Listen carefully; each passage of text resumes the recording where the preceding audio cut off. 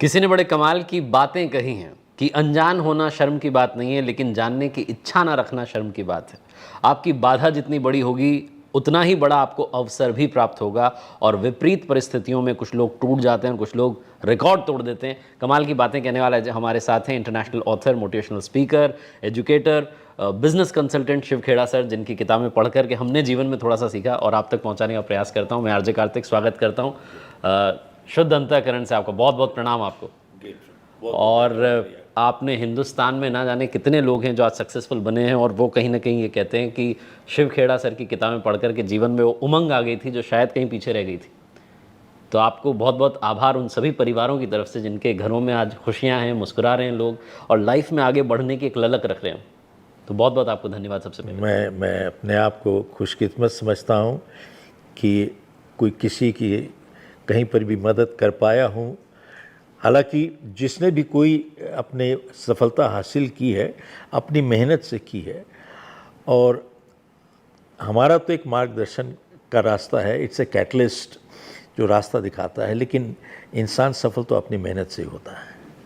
बिल्कुल, बहुत स्वागत है आपका माय एफएम के गपशप विद कार्तिक में। बहुत धन्यवाद। तो सबसे पहले शुरू से शुरू करते हैं, आपकी कहानी को शुरू से समझते हैं। आप भारत में थे, फिर आप कनाडा चले गए।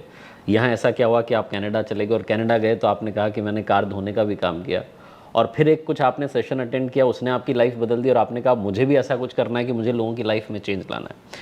तो अभी आप मुझे बता रहे थे कि आप कहानियाँ सुनते हैं मेरी, तो मेरे लिए तो यही सबसे बड़ा आज का सम्मान हो गया है। आपकी कहानियाँ जो है बहुत मोटिवेशनल हैं और प्रेरणा देती हैं लोगों को, आई थिंक। और हर एक के पीछे आपका एक मॉरल वैल्यू छिपी हुई है जो आज की तारीख में ख़ास तौर पे एक वैल्यू बेस्ड सोसाइटी चाहिए। And I think the biggest service that you are providing is a value based service, जो लोगों को सिद्धांत उसूल सिखाती है जो लोग भटक चुके हैं आज, और ज़्यादातर लोग भटक चुके हैं वहाँ से।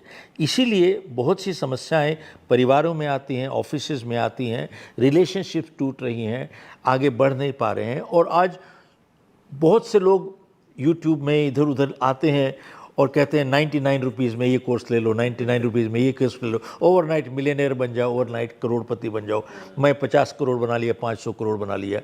सो there are so many fly by nights, overnight की अभी ये कर लो तो ओवरनाइट आप करोड़पति बन जाओगे। ये एक जो ट्रेंड आया है, मेरा ख्याल है लोगों को गलत रास्ते पे ले जाने का है, भटकाने का है, और अपने स्वार्थ के लिए दूसरे को गुमराह करने का है। And I think that is a major issue today. और आज की तारीख में लोग they want to become overnight successful, overnight अरबपति बनना चाहते हैं ओवरनाइट, और ये नहीं समझते कि सफलता के पीछे बहुत सी सेक्रीफाइस की हुई होती है, बहुत सी is a lot of struggle behind it, but they want it overnight. और ओवरनाइट आज तक कभी हुआ नहीं है ऐसे, और ना ही होने वाला है आगे। वो जो कहते हैं कि एक रात में किस्मत बदल गई, उसके लिए कई रात लड़ना पड़ता है सर, नहीं? बिल्कुल, कई रातें उसके लिए आपको जो है जगना पड़ता है, मेहनत करनी पड़ती है, तब वो एक रात आती है जिसमें किस्मत बदल जाती है। बिल्कुल बिल्कुल ठीक कह रहे हैं। तो आपकी कहानी में थोड़ा जानना चाहूँगा, और देखने वालों को चाहता हूँ कि आप थोड़ा बताएं कि आप भारत से कनाडा गए और फिर जो सारा संघर्ष रहा, और फिर जो आपने लाइफ में वापसी की। 13 नवंबर 1975 कनाडा गया, क्योंकि पढ़े लिखे ज़्यादा है नहीं। मेरी क्वालिफिकेशन है, I am a BCom 3rd division failed in 10th, that's my academics. तो पढ़ा लिखा ज़्यादा नहीं, तो काम वाम कहीं मिलना नहीं था हमको। तो मैंने फिर बाल्टी लेके घर घर जाके गाड़ियाँ साफ़ शुरू की। वहाँ पे साल 1.5 साल यही करता रहा।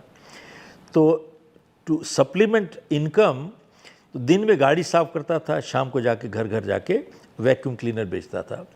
तो वहाँ से मेरी शुरुआत हुई।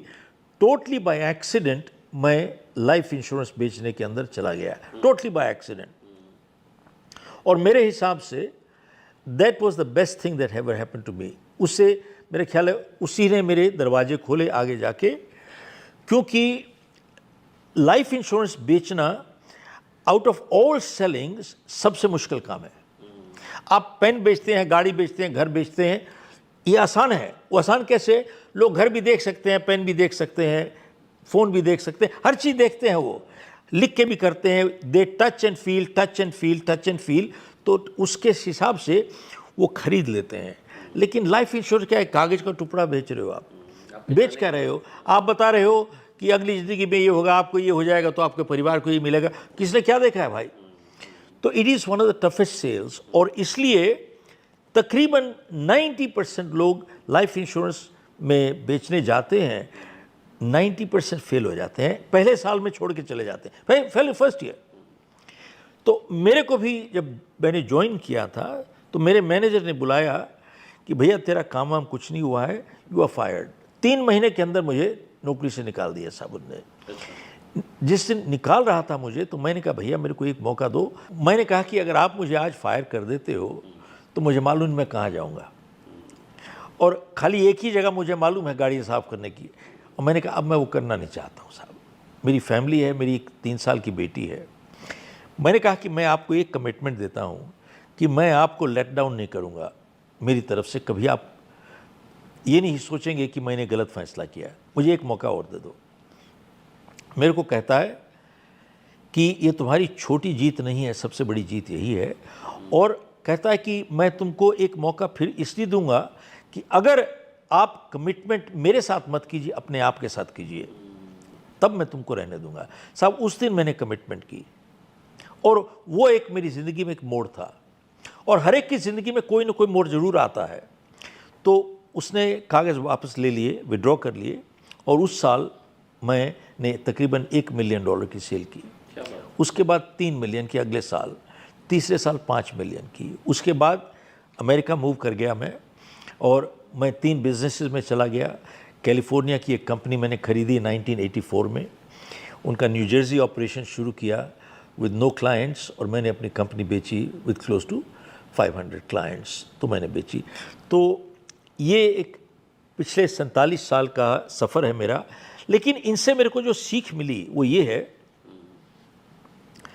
मैं सारी ज़िंदगी फेल होता चला गया और सारी दुनिया को दोषी ठहराता गया।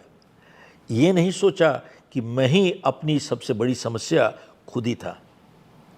बाहर कुछ बदलाव नहीं आया, सोच बदली, एकदम दिशा बदल गई। पहली कहानी, पहला तो एक संदेश ये है, और दूसरा ये है, जब उसने मुझे कहा you shut up and listen to me, बहुत कड़क के बोला मेरे से, you shut up and listen to me, उससे समझ में आई कि कभी कभी ज़िंदगी में भला करने के लिए कठोर बनना पड़ता है। क्या बात है साहब? बहुत सही। कभी कभी ज़िंदगी में भला करने के लिए कठोर बनना पड़ता है। और तीसरी चीज़ मेरे को समझ में आई कि हमारी अपॉइंटमेंट्स ऑलवेज 1 हफ्ता इन एडवांस होती थी, 1 हफ्ता पहले एडवांस अपॉइंटमेंट होती थी। और एक चीज़ मैंने समझी कि अगर आपकी अपॉइंटमेंट 1 हफ्ता इन एडवांस नहीं बनी है, और आज अगर सुबह उठ के आप सोचते हो कि मैं आज क्या करूँगा, आप बेरोज़गार हो नौकरी के साथ। नौकरी लगी हुई है आपकी, लेकिन आप हो बेरोज़गार हो। और तकरीबन मैं काफ़ी लोगों को एड्रेस करता हूँ, साल में 1 लाख 2 लाख 3 लाख को एड्रेस कर ही देता हूँ। तकरीबन 90% लोग they don't have appointments in 1 week in advance. और सबसे बड़ी सीख जो मिली मुझे वो ये थी कि मैं लाइफ इंश्योरेंस बेचता था कमीशन पर। बेचता था तो पैसे मिलते थे, नहीं बेचता था पैसे नहीं मिलते थे, और ना ही पैसे थे। लेकिन मैंने देखा अपनी कंपनी में वहाँ पे कुछ लोग को तनख्वाह मिलती थी और वो काम नहीं करते थे। तो तब मैंने सीखा फ़र्क, पैसा बनाने में और पैसा कमाने में बहुत फ़र्क होता है। पैसा बनाना चोरी है, पैसा कमाना ईमानदारी सच्चाई है। इंग्लिश में बोलता हूँ, making money is criminal, earning money spiritual, that is the difference. तो अब फ़र्क क्या है? सिर्फ फ़र्क ये है कि जब आप पैसा कमाते हो, आप अपनी एनर्जी और एथिक्स, ईमानदारी, उसके पीछे लगाते हो। ये 2 चीज़ अगर मिसिंग है तो उसको कमाना नहीं कहते, बनाना कहते हैं। कि एथिक्स एंड एनर्जी बिहाइंड, उसको कहते हैं कमाना। एक स्टडी हुई थी अमेरिका में, इट्स कॉल्ड गैलप सर्वे। तो उन्होंने कहा था कि तकरीबन 63% लोग जो काम करने जाते हैं दे आर डिसएंगेज्ड। डिसएंगेज का मतलब ये होता है कि अपना काम नहीं करते साहब। और an additional 24% are actively disengaged. इसका मतलब क्या है? वो ना खुद करते हैं ना दूसरे को करने देते हैं। तो रह क्या गया? सिर्फ 13% लोग जो काम करने जाते हैं ईमानदारी से काम करते हैं, only 13%। Tell me, is this not a integrity issue? ये ईमानदारी है कि नहीं है? इशू को कहते हैं इसी तनख्वाह बिना काम के चोरी के समान है। ऐसा है, आज की तारीख में हम लोगों को ये सिद्धांत और उसूल वापस लाने पड़ेंगे। और उसी स्टडी ने एक और बताया था कि विद सोशल मीडिया लोग काम पे जाते हैं तकरीबन 2-3 घंटे एवरी डे एट वर्क, वो अपना सोशल मीडिया चेक कर रहे हैं। साहब एक बात बताओ, क्या इसी के पैसे मिलते हैं आपको? यही सोचिए, इससे पैसे मिलते हैं और टाइम खराब कर रहे हैं। देखिए, मैं आपका बटुआ चुरा लेता हूं तो आप मेरे को क्या कहते हैं? चोर। जब हम ये सब काम करते हैं तो हम क्या हैं? चोर। लेकिन बहुत सारे लोगों को सर ऐसा लगता है कि मेरी कंपनी जो है उसकी पॉलिसी सही नहीं है, मेरा बॉस जो है उसको मुझसे कम आता है, फिर भी मेरा बॉस बन गया है। ये बहुत सारे लोगों को लगता है और इसीलिए उन्होंने ये जो आप कह रहे हो कि उनके अंदर ये एक सोच बन चुकी है कि मुझे ऑफिस जा करके फ़ोन चलाना है, वैसे भी सैलरी बढ़नी नहीं है।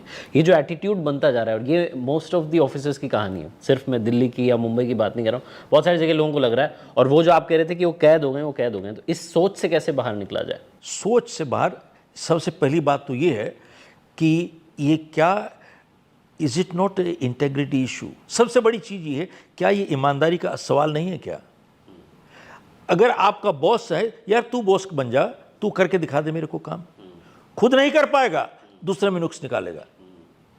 आप कहीं पर भी देखिए, खुद नहीं कर पाएगा दूसरे में नुक्स निकालेगा बैठ के। तो आप एक बात बताइए कि आपका जब ध्यान ही नहीं है काम पर, ईमानदारी से काम ही नहीं करना चाहते, तो जो काम करते हो पहले तो जहाँ जिसमें दिल नहीं है आपका, तो पहले तो आधे काम तो गलत करते हो आप, अब फिर जाके कहते हो सॉरी हो गया, सॉरी, अब फिर दोबारा करते हो। तो आपको एक काम के लिए 3 बारी पैसे मिल गए क्या? एक बारी पहले किया जो गलत किया, फिर जाके उसको किया, फिर करेक्ट किया, फिर उसके भी पैसे मिले। पैसे कटने चाहिए कि नहीं कटने चाहिए? 100% पैसे कटने चाहिए। ये चोरी है कि नहीं है? लेकिन कितने लोग इसको चोरी मानते हैं? कहते नहीं गलती हो गई, सॉरी, आपकी सॉरी हो गई, उसने उसी काम के 3 बारी पैसे दिए।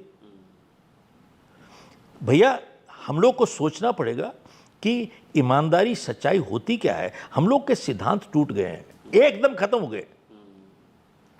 We have to understand. अपने सिद्धांतों की बात की, इंटीग्रिटी की बात की, रिश्ते भी सर कहीं ना कहीं आजकल बड़े कमज़ोर से हो गए हैं। सुबह हाय, शाम में बाय हो जाता है। मतलब मूव ऑन करना बड़ा इजी हो गया और रिश्तों की जो अहमियत है वो धीरे धीरे ख़त्म होती जा रही है। सिर्फ प्यार की बात नहीं कर रहा हूँ, परिवार की भी बात कर रहा हूँ। परिवार भी आजकल जो है बिखरते चले जा रहे हैं। तो आपका इस पर क्या सोच रहे हैं? आपको क्या लगता है? आप बात कर रहे हैं रूट से वापस जुड़ने की, उन संस्कारों से वापस जुड़ने की जो हमारे देश की परंपरा है। देखो, एक बात है, रूट्स और फ्रूट्स के रिश्ते होते हैं। रूट्स और फ्रूट्स का एक रिश्ता होता है। रूट ही गलत होगा तो फ्रूट ही गलत निकलेगा, ऑलवेज। तो ऑलवेज बात ठीक है। और सबसे बड़ी चीज़ ये है, गलती इस दुनिया में हर एक से होती है, हमसे भी होती है, एवरीबडी।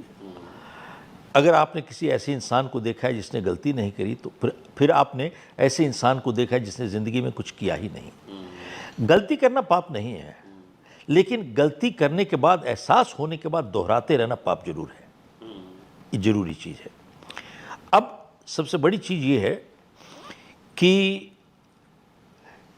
रिश्तों की जब हम लोग बात करते हैं, आप देखें कि जिन लोगों के रिश्ते अच्छे होते हैं, वो एक फ़ोन कॉल के साथ जो काम करवा सकते हैं, आप 1 करोड़ के साथ नहीं काम करवा सकते साहब। और सबसे बड़ी चीज़ ये है कि खून के रिश्ते और प्यार के रिश्तों में बहुत फ़र्क होता है। प्यार के रिश्ते बनाने के लिए आपको संस्कार चाहिए, अहंकार नहीं चाहिए। उसके बगैर नहीं बनता। और लेकिन आज का टाइम ऐसा है, कोई छोटी छोटी चीज़ लेके लोगों को या तो अहंकार है, या छोटी छोटी चीज़ लेके दिल को लगा के बैठ जाते हैं। ओह, हर चीज़ इज़्ज़त बेइज्जती का सवाल हो जाता है। अब कैसे करेंगे रिश्ते इनसे? और रिश्ते वही बनते हैं जहाँ पर आपके सिद्धांत और उसूल मैच करते हैं। देखिए हम लोग, कोई भी हम लोगों में से परफेक्ट नहीं है, गलतियां हर एक से होती हैं, तो इसलिए इंसान को टॉलरेंट होना चाहिए। आप सहमत हैं कि नहीं हैं? टॉलरेंट होना चाहिए कि नहीं होना चाहिए? एकदम गलत बोल रहे हैं आप, सरासर गलत बोल रहे हैं। मैं आपसे बिल्कुल सहमत नहीं हूं साहब। टॉलरेंस लफ्ज़ एकदम मेरे हिसाब से घटिया लफ्ज़ है मेरे लिए। इसको बदल के मैं चेंज करूंगा, म्यूचुअल रिस्पेक्ट, एक दूसरे की रिस्पेक्ट होनी चाहिए, एक दूसरे की respect, that is a better word. मैं और अपनी वाइफ हम लोग इकट्ठे रहते हैं इसलिए नहीं कि हम एक दूसरे को बर्दाश्त कर सकते हैं। टॉलरेंस होती है बर्दाश्त। We don't stay together because we can tolerate each other. हम इकट्ठे रहते हैं क्योंकि वी रिस्पेक्ट ईच अदर। जिस दिन रिस्पेक्ट खत्म हो जाएगी सर, आप नहीं रह सकते वहां पर। टॉलरेंस का जानते हो मतलब क्या होता है? जो बम फटना है उसको डिले कर दो भाई, बम फटेगा बाद में जाके।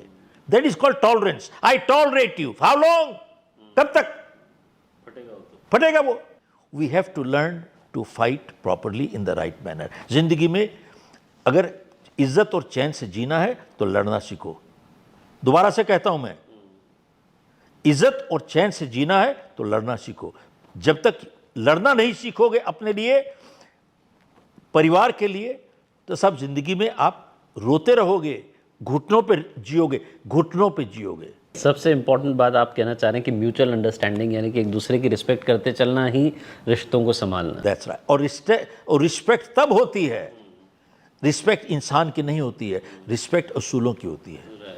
आपके अंदर उसूल होंगे, मैं आपकी रिस्पेक्ट करूंगा। उसूल नहीं होंगे तो मैं आपको रिस्पेक्ट नहीं करूंगा साहब की। तो इस सिद्धांत हमारे को बुनियादी तौर पे अपने उसूल ठीक करने पड़ेंगे, तभी आगे बढ़ सकते हैं। आज की जनरेशन जो है ना, ये बहुत टेक सेवी है साहब, कंप्यूटरों पर खूब चलाती है साहब, सीधे बहुत कंफर्टेबल हैं मशीन कंप्यूटर से, लेकिन they are uncomfortable with people. लोगों के साथ अनकंफर्टेबल हो चुके हैं ये लोग। अब बताइए कैसे काम करेंगे आप लोग? डिवोर्सेस हो रहे हैं, दफ्तरों में झगड़े हो रहे हैं, बक बक हो रही है, पॉलिटिक्स हो रही है, दूसरे की टांग खींच रहे हैं, अपने आप को उठाना नहीं चाहते, दूसरे को गिराना चाहते हैं। यही हाल हो रहा है। तो ऐसे कभी रिश्ते बनते हैं? कभी नहीं बनते। आजकल की सर एक समस्या ये भी है कि लोग जो हैं इसलिए भी किससे बात नहीं करते कि वो मुझसे बात नहीं कर रहा तो मैं क्यों कॉल करूं। तो ये जो आपने कहा कि छोटे छोटे ईगोज़ आ गए, इसके चक्कर में पूरा रिश्ता ही ख़त्म हो जाता है, सब खत्म हो जाता है, आगे बढ़ जाते हैं। एक चीज़ मैं आपसे जानना चाहता हूँ कि क्या प्रैक्टिस जो है वो अपनानी चाहिए लोगों को? जो भी आप कह रहे हैं कि बहुत कुछ जो है टूट चुका है, बिखर चुका है, उसको फिर से संवारने के लिए, ढांचे को फिर से ठीक करने के लिए कोई कॉमन प्रैक्टिस जो आप लोगों को सजेस्ट करना चाहते हैं कि आप कीजिए ताकि आप बेहतर इंसान बनने की तरफ अपनी यात्रा शुरू करें? देखो भैया, ऐसा है, सबसे चीज़ ज़रूरी जो है, अगर अपने रिश्ते जोड़ना चाहते हैं या बनाना चाहते हैं कहीं पर भी, तो पहले तो एहसास करना पड़ेगा अपने आप कि मेरे में क्या गलती है। मैं सारी दुनिया का ठेका लिया हुआ है क्या? सारी दुनिया का I am a general manager of the world? तो आई एम नॉट। तो हमारे को सबसे पहले अपने आप को देखना होगा कि क्या मैं आपको कंट्रोल कर सकता हूँ? मैं नहीं कर सकता। बहुत बारी आप देखेंगे कि दूसरों का व्यवहार जो है, it is reactionary to our behaviour towards them. मैं अगर आपके साथ कड़क के बात करता हूं तो मेरे को जवाब कड़क मिल जाएगा, तो मैं इसको कैसे एनालाइज करता हूं कि आप मेरे से बदतमीजी से बात किए। लेकिन क्या मैंने ये देखा कि मैंने आपसे गलत बात किया? क्या आपका जो रिएक्शन हुआ वो तो रिएक्शन था मेरा। हाँ ठीक है, आपको रिएक्ट नहीं करना चाहिए, आपको भी सोचना चाहिए, लेकिन शुरुआत कहाँ से हुई? ज़्यादातर लोग एक दूसरे के ऊपर वापस बिहेव करते हैं as a reactionary to other people's behaviour. तो पहले हमारे को अपना बिहेवियर चेक करना पड़ेगा कि मैं क्या करता हूँ। हमारे यहाँ पे कॉन्फ्रेंस रूम में एक सिस्टम है कि कोई भी फ़ोन नहीं ला सकता। उस दिन मेंबर ऑफ पार्लियामेंट आए, बोले मैं फ़ोन अंदर ले आऊँ। मैं कहा नहीं साहब, नहीं आ सकते, अब नहीं ला सकते। मेरा भी फ़ोन बाहर है, मैं भी नहीं रख सकता वहाँ पर। तो मैं, आप मान लीजिए आप मेरे दफ्तर में आते हो कॉन्फ्रेंस रूम में, और मैं अगर फ़ोन चालू रखता हूँ वहाँ पर, तो क्या is it courteous to you? क्या सभ्यता है? यही है सभ्यता? और मैं आपका टाइम ख़राब कर रहा हूँ, तो मेरा कोई हक है आपका टाइम ख़राब करने का? नहीं है ना। तो मैं आपका टाइम नहीं ख़राब करूँगा, मेरी कमिटमेंट है, लेकिन मैं आपको अपना टाइम ख़राब करने भी नहीं दूंगा। आप अपना फ़ोन बाहर रखिए।